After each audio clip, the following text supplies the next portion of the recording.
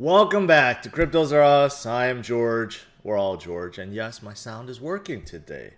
Is it time to panic about Bitcoin? Seems like Bitcoin can't get that momentum it had before. So, what's going on and what happened with that dip this morning? Well, that's what I'm here to talk about. So, thanks for tuning in. As always, smash up the like, subscribe to the channel. 2 streams almost every day, 11:30 and 8:30 p.m. Central Standard Time. So make sure you hit that notification bell and follow me on Twitter, Facebook, Instagram. And check out all the latest news, article, and guides at CryptosRUs.com. Welcome, welcome, welcome. Had a little bit of a technical difficulty, technical issues, malfunction, whatever you want to call it. But anyways, I got through last night. But let's talk about today. Bitcoin is at 46.7, a lot of fear, and you could see this V dip right here. Bitcoin all of a sudden dropped to about 45.5, and then it came right back up to about 47.5, and now it's hovering around 46.7, which is a little bit lower than the level we saw yesterday. So what is going on, right? A couple things. Well, number one is, the equity market is just not doing good, right? There's a lot of fear going on right now with equities because there's this notion that a top may have formed already and things will get worse once tapering and rate hikes starts happening in 2022, right? So with the equities market, there's a lot of uncertainty, a lot of fear. And somehow that's rolling into Bitcoin right now, but I got a few things to share about that. But if you look at the fear index, you can see that it's still hovering in the 20s, right? So there's a lot of fear out there. And it's not just with the equity market. I mean, there's a lot of people within the crypto sphere, crypto influencers and crypto writers and analysts. A lot of them are starting to turn a little bearish too. They're losing hope. But you know what? I just think they are wrong. I'm not losing hope. Bitcoin, and I'm going to show you, is going in the right direction. There may be volatility, and I've always said this. There's always going to be volatility. But you can't deny that Bitcoin is only getting bigger and stronger. And every time we have a dip, I always like to put things in perspective. And this is what I always do. It's like, I think people forgot that we were much lower even this year, right? Despite how low people think we may be at in their heads. Well, let's not forget, we had a 38,000, 39,000 right over here in September. And let's not forget the 28,000 that we had in back in July of 2021. This is not years ago. So, to put things in perspective, yeah, we're still holding above those levels, right? However, I do recognize that right now, a lot of people are disappointed because Plan B was wrong. We didn't hit 98,000 in November, and it looks like we may not hit a high in December either. It may look that way, but let's remember there's still 2 weeks left of this month. But even if that's the case, that's okay, because the fundamentals of Bitcoin keeps getting stronger and stronger and stronger, and that's what I'm focused on. If those things change, then maybe my stance, my ultra bullish stance on Bitcoin will change. But until that happens, I'm staying bullish. I've learned my mistakes. I've been wishy-washy way too many times before, like some of you guys are experiencing now, throughout crypto winter, throughout 2017, throughout 2014, right? I've lived through too many of these. And too many times, it seemed like Bitcoin was down and out, and there's no possible way it could come back up.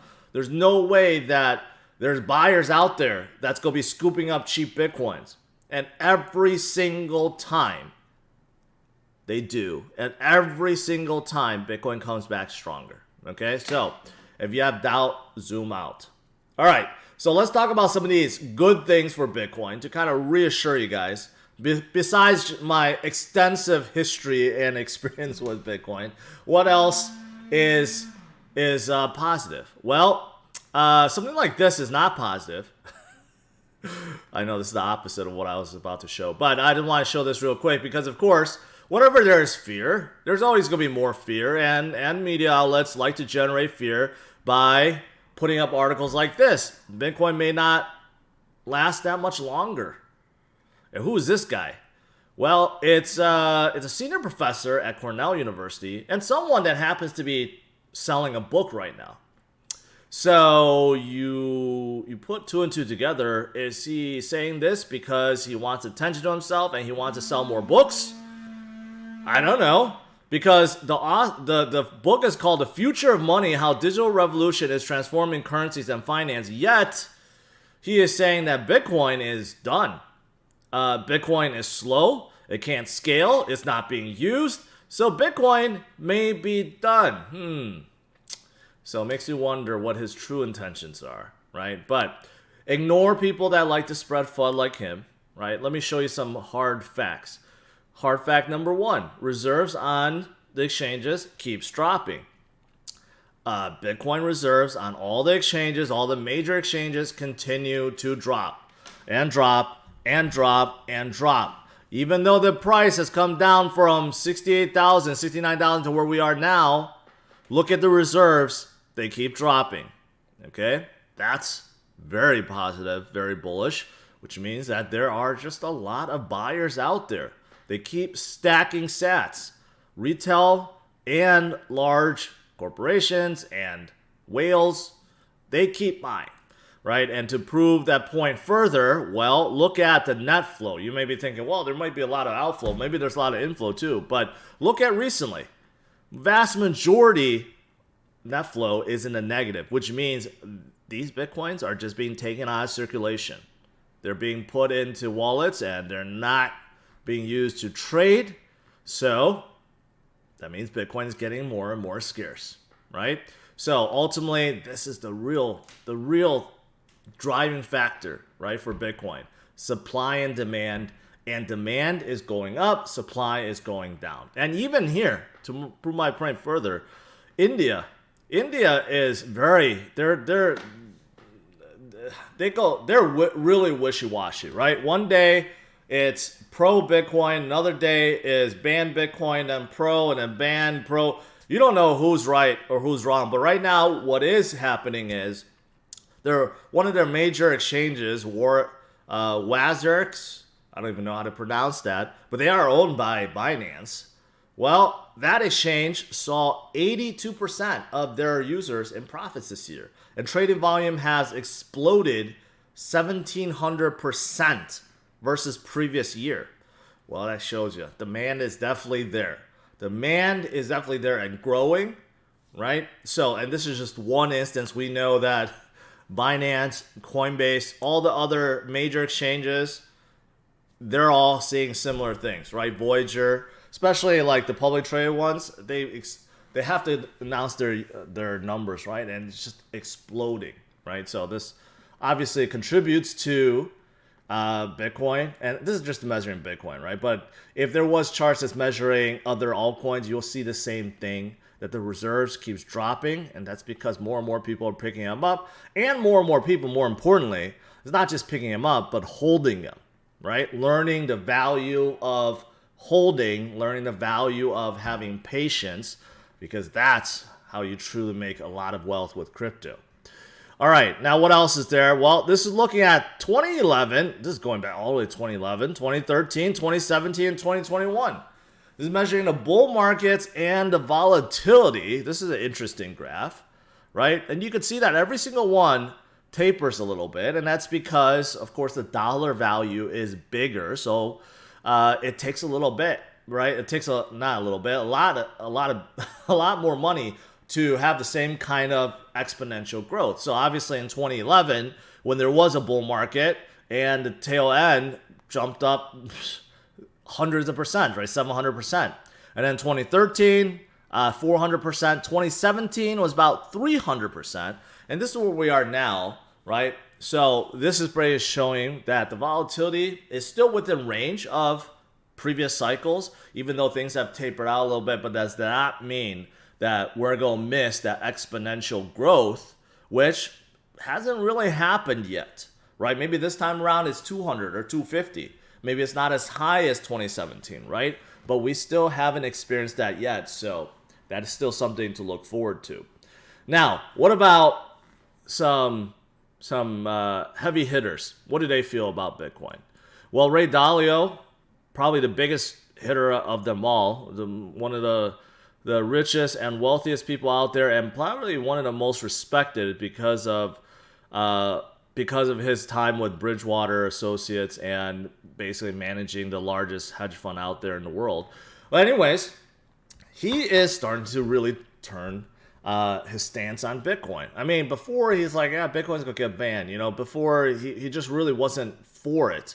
But now he's starting to recognize, well, the newer generation, they like digital gold. They don't like gold. No one really likes gold these days, other than Peter Schiff. So he started to come around and realize that, well, the new generation is all digital, and they're all getting involved with digital gold. So yeah, Bitcoin is most likely here to stay, has merit, and will probably replace gold. Well, he didn't say replace gold, but he does recognize that there are a lot of people that are starting to turn to Bitcoin rather than gold. So there you go. Big positive endorsement. Of course, we still have endorsement from Michael Saylor. I don't know if he was asked about whether or not Warren Buffett really needs to support Bitcoin, but he answered it anyways. He's like, Bitcoin doesn't need Warren Buffett. Who cares if Warren Buffett cares about Bitcoin, right? His example is Microsoft. Warren Buffett has never invested in Microsoft, and he invested in Amazon very late, but tech is not his thing. And he was saying, Michael Saylor made a point that he's been friends with Bill Gates for decades, yet he's never invested in Microsoft. Yet Microsoft is one of the biggest companies on the planet Earth, if not the biggest. Sometimes I think they were at number 1, 2. They keep flipping, but I mean, it kind of shows you the example. You don't need Warren Buffett to support Bitcoin. Microsoft just did just fine. Amazon did just fine. Apple did just fine before they got in, right? So it's just something that's just not his forte. Tech is not his forte, and that's okay, right? But yeah, I think that's a good example. Also, Jim Cramer, who has been really wishy-washy about Bitcoin and crypto. First, he was really against it, then turned really bullish after talking to Pump, then turned really bearish again, saying he sold off most of the Bitcoin, and now he's turning bullish again, realizing that gold is just not a good store of value. He was asked about gold recently and just basically flat out said it's not a good hedge against inflation, so he rather go with crypto. And of course, people like to keep track of what Jim Cramer has said in the past, and here is the results of some of the stocks he's recommended since the beginning of this year in January, February, and March. And I don't think this is a complete list, but some of these are just down tremendously. And what isn't down is his purchase of Bitcoin, which actually went up hundreds of percent, and he said he bought a house with it. So that's pretty good. All right, so that's all the bullish stuff about Bitcoin. Overall, what's going on with Bitcoin is, well, it does what it does, okay? Sometimes there's whales manipulating it. Sometimes there's external factors like equity markets that's affecting it. But overall, if you have doubts, zoom out and realize that Bitcoin is moving in the right direction. The fundamentals of Bitcoin has never been better in the history of Bitcoin. And it's only getting bigger and bigger and bigger. So think about that. All right, last few things I want to talk about. I think this is very positive for Tron. Some of you guys have asked me about Tron, and I always say, you ask me about Tron or BTT or Sun Network, whatever within within Tron's ecosystem. Well, Justin Sun, the founder of Tron, is stepping down. He's stepping down, and he's going to become ambassador of some small country to the WTO. It's a really strange move. I don't know what made him go into politics. Maybe because he's just beyond rich and he doesn't care anymore. But he is stepping down from Tron. So this is good because, first of all, a lot of people just don't like Tron because of Justin, because he doesn't know how to he led them well at first, and then he just kind of changed. Really bad marketing, very shady things that he has done, and also there's no direction. Ultimately, there's just no direction, no tie-in with any of these products that he bought and purchased and created. They're just like there's no they're not uniform, right? So whoever they bring in, whoever becomes the next CEO or the leader, you don't even really need a CEO. Just whoever becomes the next leader could be big for Tron. I mean, despite the fact that they, all these things, they're still holding at number 24, right? They're still 8 billion in market cap. So they're still one of the bigger L1s out there. It's just no one trusts them. But if they bring in a really, really good leader, that could really transform Tron in a big way, right? So all eyes, I would say, is on this new leader. And if it's someone from the outside, someone that people really trust and respect, it could be a huge thing. It could be a huge thing. So just want to mention that. Kind of a surprise out of nowhere. Also for Polygon, well, this is really positive. Reddit and Polygon joining forces, launching a huge 200 million fund for Web 3.0 initiatives and for gaming. So Reddit definitely wants to get involved, and Polygon, of course, is there to support it. Polygon's just been on a roll recently, right? A lot of stuff going on in Polygon, one of my favorite projects. So this is very positive for them. Motley Fool came out with this, the one cryptocurrency I'm buying before year end, and guess which one it is? Well, it's Ethereum. And I don't disagree. I've done many videos on Ethereum, and I don't think they're gonna go away. They're not gonna lose their leadership anytime soon.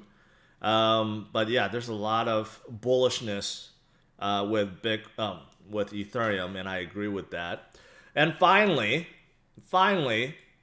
just to throw this last one in there, Goldman Sachs says blockchain is a key to metaverse and Web 3.0 development, and I totally agree with this. I mean, I think people are starting to see it. DeFi is definitely here to stay. What's the next evolution, right? What's the next evolution for the internet? Well, Web 3.0 development is making everything decentralized, making people have their own ownership, and also getting involved with metaverses, which, is a vast term, but basically a virtual world of things. But that includes gaming, which has been around forever, right? But you could actually build aspects into gaming to make it more Web 3.0, right?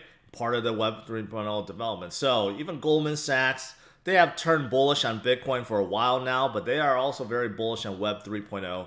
And overall, I do agree with that. Web 3.0 is going to be the next evolution, right? For internet, you think about it, what's Web 2? What's Web 2.5? Well, that's more like the mobile revolution, right? And we kind of like maxed that out. What's the next level? Well, that's decentralization and ownership. It's going to be huge. All right. Outside of that, it's pretty much it. Looking at a list, looking at CMC today. The interesting thing about today is Bitcoin dominance didn't go up. Okay, so actually, some altcoins are still in the green. For example, today a big leader is Avalanche, and guess what?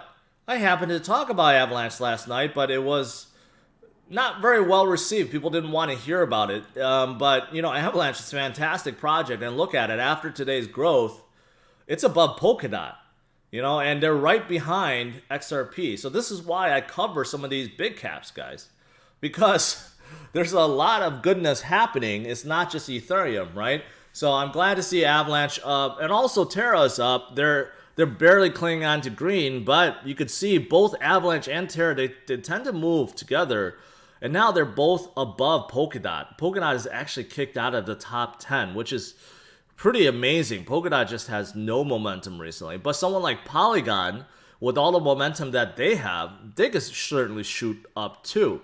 So I do think that there are definitely some winners out there, right? Even when they're in the red, there's a lot. I mean, not some. There's a lot of winners out there. So stay strong, take advantage, right? We will get through the slump. We always do. Sometimes it just takes a little bit longer, right? But I cling on to hope that we will have this rally right towards the year end. And we always see that. But this year may be different. We will see what happens. Okay? Now, before I get into Q&A, new sponsor for today, it's an exchange. And I think a lot of you guys have heard of this exchanges before because they've been out since 2017. CoinEx, based in Hong Kong. So they have a lot of stuff going on. So this is why I think a lot of you guys have heard of them already. They are exchange, and you know what? They have a lot of the features that other premier exchanges have, like Binance and KuCoin and Gate.io and Kraken. I mean, you guys know the big ones, right? First of all, they have over 300 trading coins out there, over 360 to be precise, right? So every single major coin that you can think of, they pretty much have, right? Also, this is what their interface looks like. Again, very in line with all the other exchanges out there. I mean, they've been around the block, right? So they've been tweaking and so forth. So it's very, very similar to some of the other interfaces. In fact, you could argue it's a little bit easier. Like someone like Gate.io, their interface is kind of tricky to learn, right? Also, what's interesting is, you may not know that CoinEx does have their own chain called a CSC. And they are building upon this already. So for example, this chain is fully EVM compatible, right? And of course, it's high performance, so it has low fees. And they're building stuff on top of it already, including their wallet, the Via wallet, which is a non-custodial wallet, right? That you can store your crypto on and you control your own keys. Well, this is built on top of it. So they have their own chain and also their own wallet that's already being used. And also, besides that, they actually have their own DEX too. They have their own AMM for people that don't trust or want to use centralized exchanges. Well, they have their own decentralized, and it looks pretty good, just like all the other AMMs out there, but the interface actually looks pretty good. And what's good about AMMs is that you can actually stake. There's a ton of pools, and there's a ton of liquidity in here, right? So you could stake and earn some interest. I shouldn't say ton of liquidity. Liquidity is just starting. So, and they also have mining. They have liquid mining too. So you can actually mine and earn pretty good interest with it as well, right? So they're full-fledged exchange and DEX. They have everything going on, right? And the last thing is they want to share that they have this carnival, which is just a way for them to get information out. And you can see there's a lot of stuff going on. But what they're really concentrating on is the 23rd and 24th, days before Christmas. There will be a Twitter Spaces for everyone to join. And then lastly, there'll be a virtual meetup with the executives and special guests. That's going to be on YouTube and Facebook. So make sure you check those out. All right, that's it. If you want to check out CoinEx, their URL is in the description of this video. All right, guys, that is pretty much it. Now let's do some Q&A.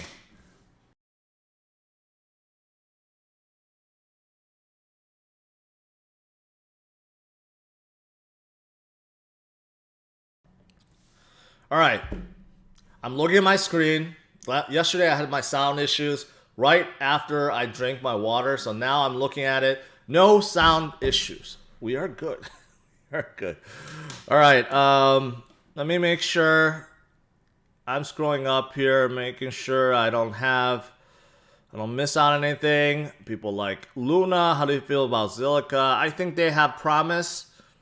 They're involved with a lot of things, but they don't have that momentum, right? And in terms of scalability, which isn't really an issue right now, but in terms of scalability, they're a little bit behind all the other L1s. I think last time I talked to them, I think they were claiming that their max throughput was about 2,000 transactions, which they don't come close of, right? But some of these other L1s are a little bit quicker. It doesn't mean that they can't scale, but I mean, they have a lot of stuff going on. They have a lot of stuff going on, so they just don't have the momentum right now.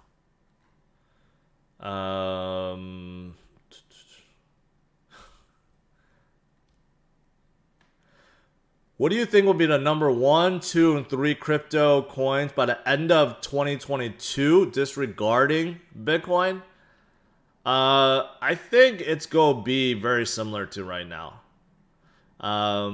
I would say, Ethereum, Binance Coin, and 3 would be either it's a toss-up. It's a toss-up between Solana, Cardano, Avalanche, and Terra. So pick one of those. But I think Binance Coin will stay where they are, and Ethereum will stay where they are. I think Ethereum is going to solve their scaling issue, so they're going to get beyond that. If they can't, they will drop off, but I think they're going to figure it out. Quant, I'm neutral on Quant. They're more like a B2B. You know, I've done some research into them recently. Like, they almost don't do anything with consumers. Everything is B2B. Basically, they're helping businesses get involved with blockchain in many different ways. They have interoperability with their Overledger, but, you know, they don't really keep the public educated on, like, their next big moves. So, all right, scrolling down. Ryan, thank you. Happy Friday, Luke. Hey, I do have a special thing. So, you know, normally Friday night, I don't stream, right? But I am going to stream Friday night, and there's a reason for that. That's because starting from Saturday on, I will be taking a trip, a family trip. And I'm not going to tell you guys where, but it's going to be somewhere sunny and beachy, and it's going to be very nice. But I probably will stream, but it'll be inconsistent. I'll try to at least do like one stream per day, but no promises. So the next week, starting from this weekend, may be a little different for me. But that's why I want to do a full stream tonight, and then next week, it's up in the air.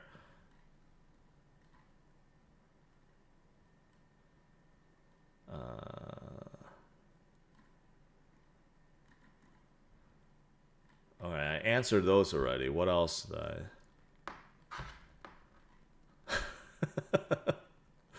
All right.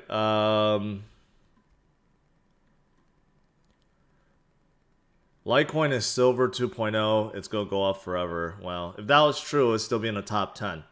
Go look at where Litecoin was in 2017. It was like at number 5 or 6, and now it's dropped to 18. So by the end of this cycle and by the end of the next cycle, it'll just get lower and lower because Litecoin has no future. There's no future at all.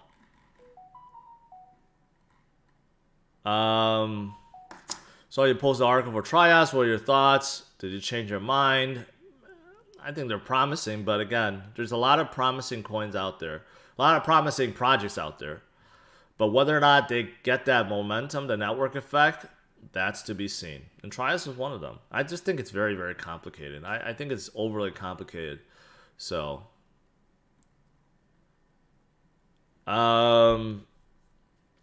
looking at LCX thoughts. When I convert my profits to stablecoin, is a taxable event? Yes. Any trade. The only thing that's not taxable is you buy and hold. That's it.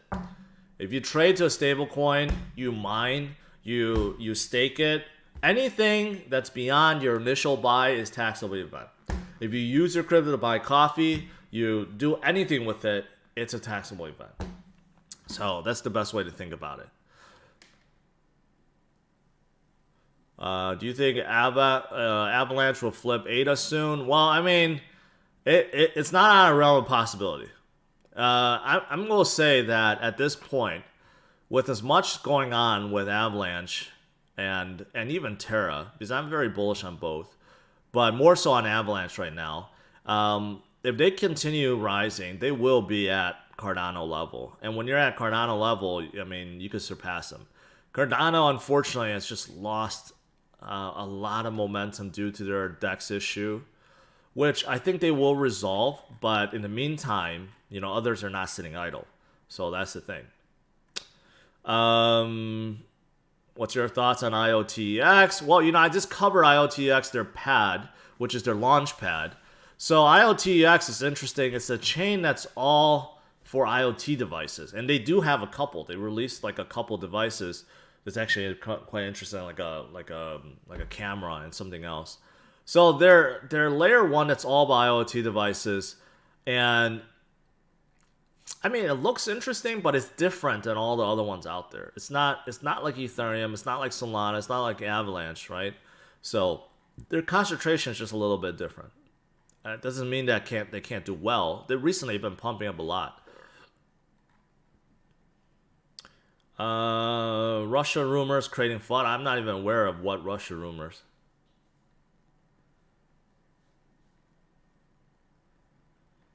Dylan says Litecoin has more potential than you admit. Well, one potential is I get to sell T-shirts with Litecoin on it. No, here. Okay, you could use Litecoin. Okay, just like you use Doge. You could send it. Right? It's cheaper to send because honestly, there's no one using it. But Litecoin is a copy of Bitcoin. It works exactly the same way. If there's a lot of people using Litecoin, well, then it's going to be congested and have high fees, right? But why do people hold on Bitcoin right now? Because of a store of value. Is Litecoin better store of value than Bitcoin? No. So why would you hold Litecoin? If you want to buy Litecoin to send your crypto between exchanges because it's faster and cheaper, sure. But are you going to buy Litecoin as a better store value than Bitcoin? No. So that's the thing. Like, you could like Litecoin all you want. You could like Charlie, even though he dumped his bags on everyone. But, you know, it's just never going to be a better store value than Bitcoin. So, I mean, there's no argument against that. There's zero argument against that. Let's see. I'm looking at a new project called BHO. Any chance you could have it? Have a look at it.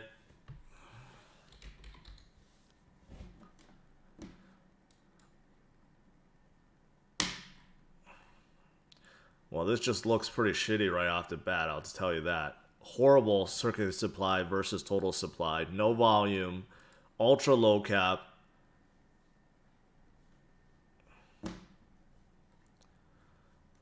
Blockchain dedicated DeFi and NFTs, unprecedented transaction throughput and security. I mean, there's a million projects that says that, but what really makes them stand out?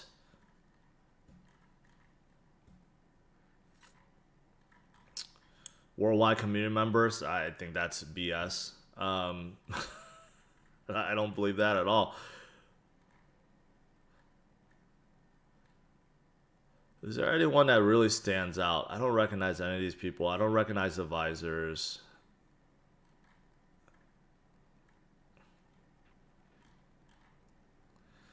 Partners, let's see. Nothing big. Any big backers? No. All right, yeah, I don't see anything that makes this project special. Is Link to 150 possible this run? 10x. It's possible, unlikely, more like a 5x. So maybe like 75. Because I think Bitcoin is still on a way up, you know, about 3x from here. So 5x could definitely be possible. BidMoon, I appreciate it. I'm checking with my sources. Is Hyperfund scam? It sounds like it. I don't know about it, but anyone that puts hyper in their name, like a buzzword, makes me think it is. Is India smart enough to use blockchain? All right, don't be. That's just bad. Why is quant being B2B a bad thing? Means more institutional money and interoperability is a high feature. It's not a bad thing. Just like VeChain is more B2B than anything. But because of it, you don't hear about it. A lot of people don't get excited about it. People aren't using, you know, the DEXs, which, you know, helps with the price because it locks in liquidity. So there's a lot of things. As a company, as a company for quant to make money, it's great. But as a open source L1, it's not so great, right? So that's the thing. You can argue why is Ripple bad? Why did people not like Ripple? It's because they're a for-profit company that sells XRP to make money. That's why people don't like them, right? But as a company that's making money, they should be good. But people in the crypto sphere just don't like that. Can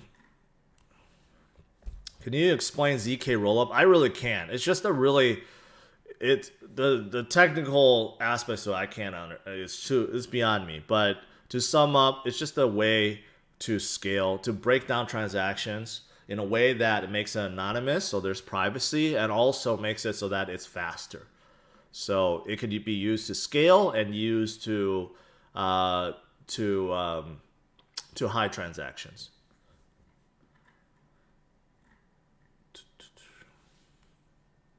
I have Ledger Nano S, can't store all my coins, right?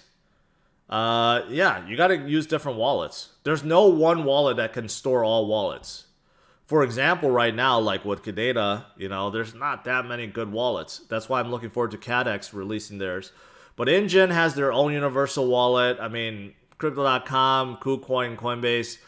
If you have your crypto on there, you have 2FA turned on using as some kind of authenticator or something, it's okay, but obviously getting it off into a mobile wallet or a hardware wallet or a native wallet is better. But there's no universal one that supports everything. It just doesn't exist yet. TrueFi. I forgot about TrueFi. You know, they were created by the team TrueUSD. So basically a way for them to give uncollateralized loans. So I like the theory before. I like the idea, the concept of it, but it seems like not a whole lot of people are using it. So there you go.